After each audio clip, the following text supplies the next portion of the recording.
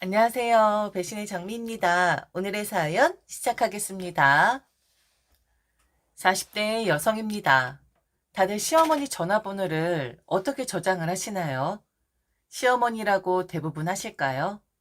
저는 한동안 시어머니 전화번호 명을 왜 또? 라고 저장을 해 두었었습니다. 처음부터 그랬던 건 아니고 아주버니와 남편의 사이가 완전히 틀어졌을 때 그렇게 저장을 해 두었었던 것 같아요. 지금 제 사연을 들으시는 많은 시어머니들께 좀 묻고 싶습니다. 왜 며느리에게만 전화를 하시는 거죠? 제게 하실 말씀이 아니라 분명 아들들에게 하고 싶은 말일 텐데 왜 꼭 며느리에게 전화를 하셔서 그 말을 전해달라 하시는 거죠? 아들처럼 똑같이 일을 하고 회사 생활을 하는 그런 사람인데도 왜 그렇게 아들들은 배려를 해주면서 며느리는 배려를 해주지 않는 거죠?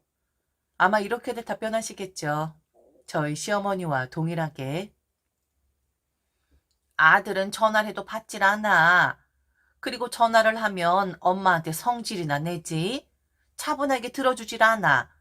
그런데 며느리들은 차분하게 들어주고, 그리고 아들들한테 잘 전달하지 않니? 사실 그 이유보단 나는 아들들보다 며느리들이 더 편하다. 니들한테 말하는 게 한결 쉬워. 참, 세상의 모든 며느리들은 부침성이 좋은가 봐요. 남이었다가 식구 된 지 얼마 안 된 사람들인데 저렇게 시어머니라는 사람들이 바로 편안해 하는 거 보면요. 정말 웃기는 말이죠. 며느리가 편해서도 아니고 아들이 성질만 내고 말을 잘 듣질 않아서도 아닌 그냥 며느리니까 시어머니가 하는 말 들어주고 공감해주고 싫다 좋다 말을 못하는 그런 입장이니까 만만해서 며느리들에게만 전화를 하는 거겠죠. 속마음이 저럴지언데 제발 좀 저는 비겁한 변명 좀 안 했으면 좋겠습니다. 암튼 사설이 조금 길었는데 왜 또라고 저장을 할 수밖에 없었던 이유와 이제는 그 전화번호마저 없어져 버린 연유에 대해 이야기를 좀 해드리겠습니다. 저희 시어머니는 아들 둘에게 매우 관심이 많은 분이었습니다.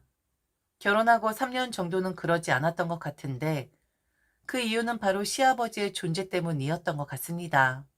시아버지는 암투병을 하셨어요.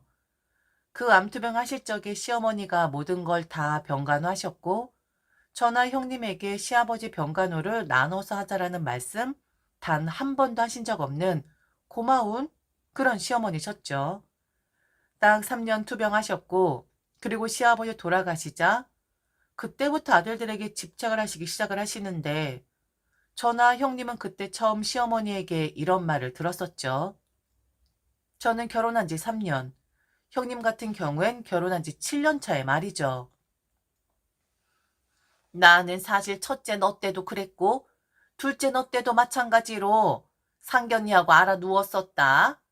나의 귀한 아들들 너한테 빼앗기는 것 같아서 내가 열이 나고 엉엉 울면서 들어 누웠을 때 돌아가신 네 시아버지란 양반이 그러더라. 옌병하지 말라고.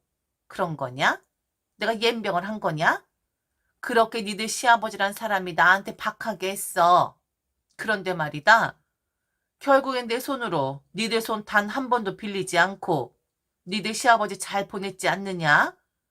그동안은 네 시아버지가 옌병 떤다고 하니 내가 우리 아들들이란 소리를 못했는데 이제는 내가 누구 눈치 볼 일도 없고 내 마음대로 해도 되는 거 아니냐? 앞으로 나는 우리 아들들 찾을 거야. 이렇게라도 내 가여운 인생 보상받아야지. 시아버지 돌아가시자마자 딱 저 말씀을 하셨고 그때부터 아들들에게 집착을 하시는데 사실 그건 아들들에게 집착을 하는 게 아니라 며느리들에게 집착을 하는 것이었고 며느리들을 잡는 행동이었죠. 저는 그래도 좀 나은 편이긴 했습니다. 우리 형님에 비하면 전업주부인 형님은 1시간이 뭔가요? 그냥 시도 때도 없이 시어머니 전화를 받아야 했고 그리고 결혼 7년 정도 되었으면 부부 관계도 그렇고 부부 생활 스타일도 그렇고 어느 정도 얼추 맞춰가는 시기일 텐데 하나하나 물고 늘어지면서 잔소리와 간섭을 해대셨죠. 아들 식사는 기본, 이런 건 뭐 말하는 것도 입 아픕니다. 그런데 저나 형님이 가장 어이없던 잔소리가 뭐였는 줄 아십니까? 바로 왜 아들들이 당신께 당신은 엄만데 다정하게 굴지 않느냐 이거였습니다. 자신과 함께 있는데 아들들이 살갑게 굴질 않는다고 말도 좀 걸어주고 하면 좋은데 입도 꾹 다물고 지들 할 일만 한다고 왜 우리 아들들이 결혼 전엔 이렇지 않았는데 변한 거냐고 그걸 저나 형님에게 따지십니다. 사람 미치게 말이죠. 아들들이 집에 오면 좀 자신에게 다정하게 굴게끔 해달라고 저와 형님에게 닥달을 하십니다. 그런데요, 시어머니 기억에 왜곡이 있는 것일까요? 이 집안의 아들들은 원래 무뚝뚝하거든요. 무뚝뚝한 아들인 거 다 아시는 바이고, 그리고 시어머니가 상견례 하고 나서 알아 누우신 건 늦게 알았지만, 상견례 당시만 해도 아들이 참 무뚝뚝하다라는 말을 분명 하셨거든요. 그런데 왜 저나 형님에게만 저런 소리를 하시는 걸까요? 처음엔 때를 쓰는 아이처럼 시작이 되었는데 나중에 형님이 제발 좀 그만하시라 하니 형님에게 욕을 하셨다고 합니다. 이렇게 자신을 무시하는 것 아들이 아냐고 만일 아들이 알면 바로 이혼을 하든지 정신 나갈 정도로 혼쭐을 낼 거라고 절대로 시아버지 살아 계셨을 적엔 며느리들에게 시집살이 시키시는 분은 아니었어요. 그런데 갑자기 저리 변해버린 겁니다. 형님 마음을 상할 대로 다 상해버렸고 제게 말하자는 부분들도 당연히 있었을 것으로 추측이 되는데 결국 저희 형님 아주버니와 별거를 하게 됩니다. 엄마와 아내가 싸우니까 그땐 아주버니 엄마 편이 되더라고요. 가뜩이나 변해버린 시어머니에게 적응도 안 되는데 내 남편까지 내 말을 들어주지 않고 엄마 편만 드니 형님은 결국 별거를 선택하시게 되죠. 그러다가 이혼하셨어요. 아, 기가 막히게도 저게 시아버지 돌아가시고 1년도 안 돼서 벌어진 일이었습니다. 저는 그나마 나은 경우라고 했었잖아요. 그런데 형님 이혼하고 나니 이제는 며느리 저 혼자 남았다 생각을 하셨는지 제게 전화를 하기 시작을 하시더군요. 예전엔 간간히 하시는 정도였다면 제가 전화명을 왜 또? 라고 할 정도로 그리 자주 하시기 시작을 했거든요. 그리고 그럴 수밖에 없었던 것이 이 이야기가 좀 복잡한데 아주버니가 이혼을 하고 그리고 나서 남편과 돈 문제가 좀 엮이게 됩니다. 본래 형제 사이에 돈 거래를 안 하는 그런 사람들이었는데 아주버니가 급전이 좀 필요해서 남편에게 좀 빌린 모양이에요. 돈에 관해서는 칼 같았던 남편은 갚아주겠다는 시일을 아주버니가 넘겨버리는 것을 용납을 못했고 그렇게 첫째 아들과 둘째 아들 사이에서 싸움이 일어나게 됩니다. 이혼하고 한창 예민하고 감정이 앞섰던 아주버니는 빚 도촉을 하는 남편에게 화가 나서 둘은 결국 주먹 다짐을 하게 되는데 콩가루도 이런 콩가루 없죠? 저 이 리슨 후부터 제게 1시간마다 시어머니 전화를 하시는데 아들들에게 물어보고 싶은 것을 당당하게 물어보지 못하고 제게 물어오신 거였죠. 처음엔 중재를 원하셨습니다. 남편 몰래 여윳돈이 있으면 아주버니에게 좀 빌려주라고. 그리고 제가 함구하고 있으면 둘째 아들은 갚은 것으로 생각을 하지 않겠냐고. 그런데 제가 돈이 어디 있겠어요? 그리고 부부면 경제 공동체인데 남편 몰래 그 큰 돈을 아주버니에게 빌려주라고? 말이 안 되는 소리였죠. 그랬더니 이후엔 아주버니와 남편과의 사이를 다시 예전처럼 돌리게끔 저보고 힘을 쓰라는 것이었는데 아니, 다 큰 어른들이 주먹 다툼을 한 경우였습니다. 돈 가지고 형제들이 무력을 쓴 경우였어요. 그걸 저보고 어떻게 중재를 하라는 것이며 어떻게 제가 화해를 시켜야 한다는 말입니까? 저는 그때 남편도 한심했고 아주버니도 한심했었거든요. 그런데 자꾸 저한테 전화를 걸어서 남편 동태는 어떤지, 아주버니 동태는 어떤지, 서로 무슨 말을 했는지를 물어보시는 거예요. 저는 들은 바도 없고 듣고 싶지도 않은데 말이죠.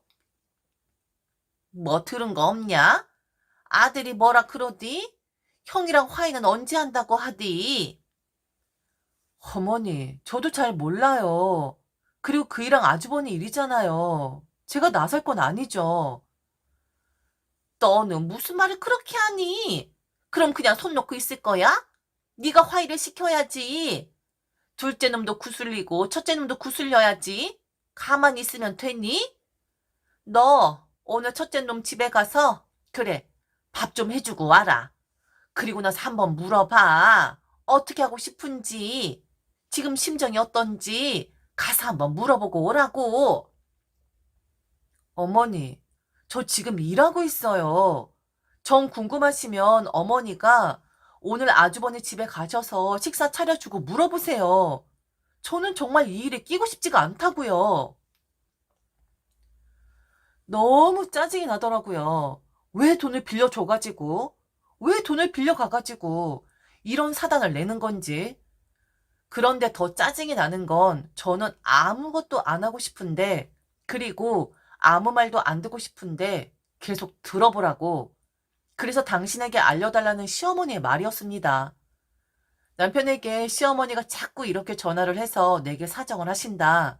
그러니 당신 형과 당신이 어떻게든 해결을 봐라.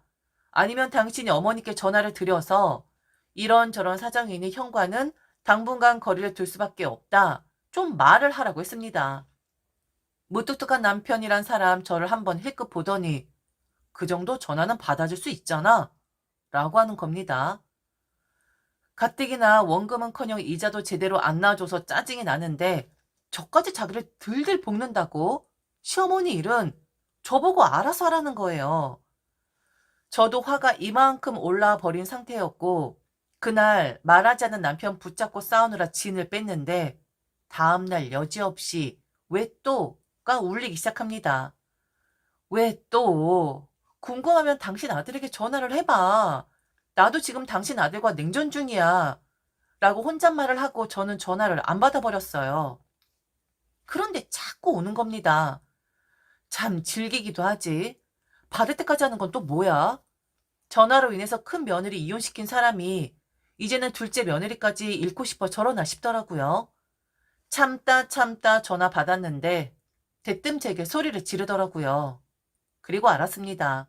형님이 왜 이혼을 했는지. 왜 이혼 뒤에 사이 그렇게 나쁘지도 않았는데 동서인 저와도 연락을 끊었는지. 목소리가 목소리가 전화를 뚫고 나옵니다. 그리고 욕이 세상에 그런 욕 처음 들어봤네요. 뭐 이건 신발은 될 수도 없는 그런 욕을 냅다 지르는데 제 귀가 먹먹해지기까지 하더라고요. 야, 네가 이자를 좀 내주면 되잖아. 어? 이자만 네가 해결을 해주면 둘째 놈이 가만히 있을 것 같다라고 하는데 네가 이자를 안 내주니까 애들이 그렇게 나를 세우고 있는 거 아니야? 너 혹시 일부러 이러는 거냐? 어? 우리 아들들 사이 멀어지게끔 하려고 일부러 이러는 거야? 당장 큰애한테 이자 넣어줘. 그리고 앞으로 이자는 네가 책임을 져. 아들들이 그렇게 나를 세우고 있으면 너라도 나서서 화해를 하게끔 해야지. 지금 뭔 정신으로 사는 거니? 밥을 처먹고 처자고. 나는 지금 뜬 눈으로 지새우고 있는데 너는 팔자 좋게 구경만 해? 어?